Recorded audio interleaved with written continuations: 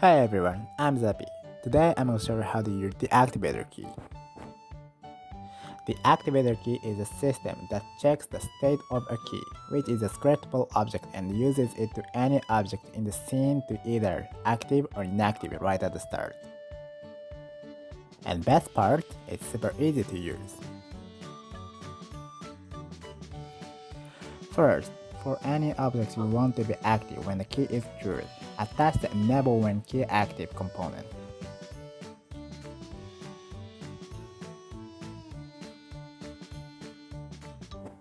Next, for objects you want to deactive when the key is true, attach the disable when key active component instead. Can't remember which one is which? It's simple.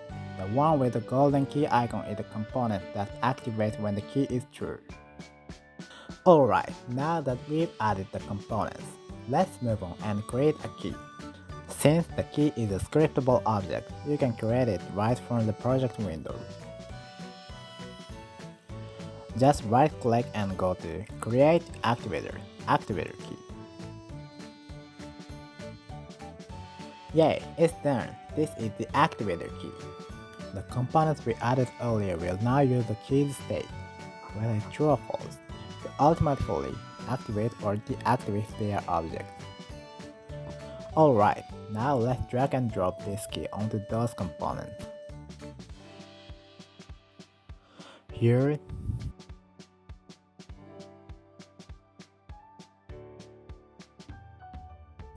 and here. Perfect, you're all set. The activator key is ready to go. Alright, let's hit play and see what happens.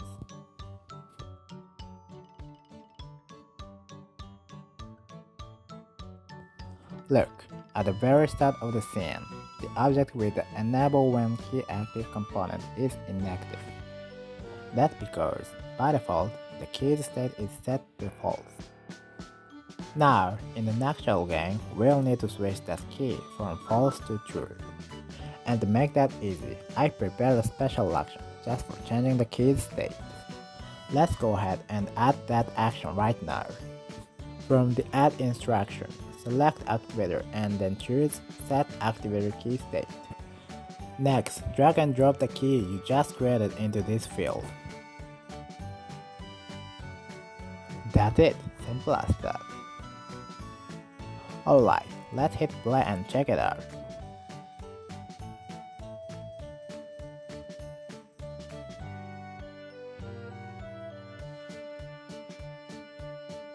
When you interact with this character, look, the object state just switched. When the key's state changes, the object automatically switches between active and inactive. Congratulations, you've mastered the activator key. Awesome job.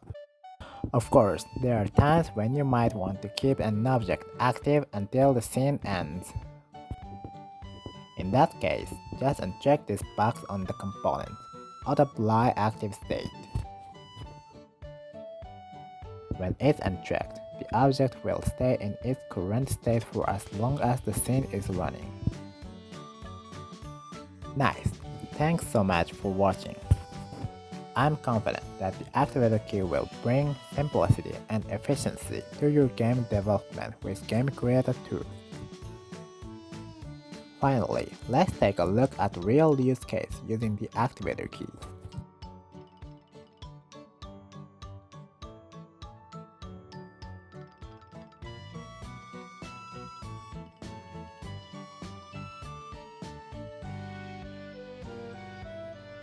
First, notice that there's no one here right now.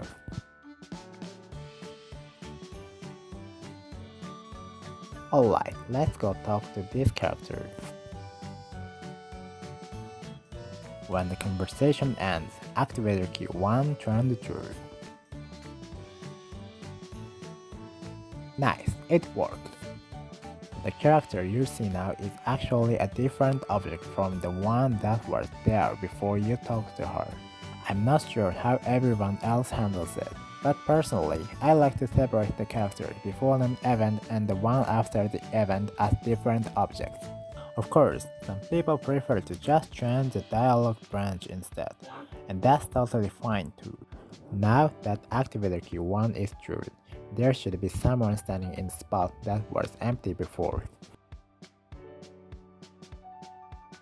Yes, there she is. By using the key's state to control whether objects are active or inactive, we can easily build all kinds of insane changes without any complicated setups. I hope the Activator Key helps you create your best game yet.